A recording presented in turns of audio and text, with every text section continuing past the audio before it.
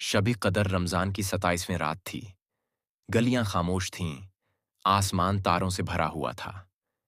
एक छोटे से गांव में 12 साला अहमद खड़की के पास बैठा चांदनी को दरख्तों पर फैलते हुए देख रहा था।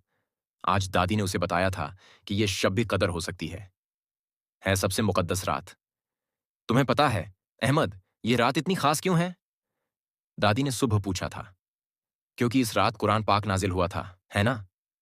अहमद ने जवाब दिया। हाँ, दादी मुस्कुराएं।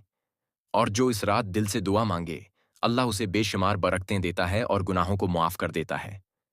अहमद को दादी की बातें याद आएं जब वो आहिस्ता से दब्बे पांव कमरे से निकला और लाउंज में पहुंचा जहां एक छोटी सी जाए नमाज पहले से बिछी हुई थी। बाकी सब सो रहे थे, लेकिन अहमद जागना चाहता था। वो इस मुकद्दस रात को महसूस करना चाहता था। इसने सुन रखा था कि इस रात फरिश्ते जमीन पर उतरते हैं और दुनिया में सुकून फैला देते हैं। वो नमाज के लिए बैठा, आहिस्ता से दुआ की और नमाज पढ़ने लगा। इसकी आवाज धीमी थी, लेकिन दिल में एक सच्चाई और इखलास था। इसने अल्लाह से मुआफ़ी मांगी, अपने घर वालों की खुशियों के लिए दुआ की और दुनिया में अमन की इल्तिजा की। नमाज खत्म करते ही एक ठंडी हुआ कमरे में दाखिल हुई, जो उसके चेहरे को हल्के से छूकर गुजर गई। ये हुआ कुछ मुख्तलिफ है महसूस हो रही थी। सुकून बख्श, पाकीज़ा, जैसे खुद रात उस पर बरकतें निछावर कर रही हो। अहमद के होंठों पर मुस्कुराहट आ गई।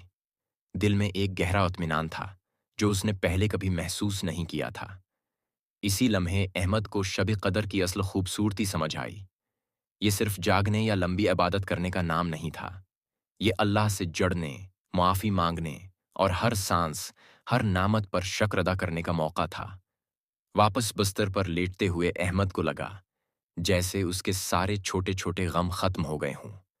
उसने आंखें बंद कीं, दिल में शुक्रिया अल्लाह कहा और सुकून के साथ सो गया।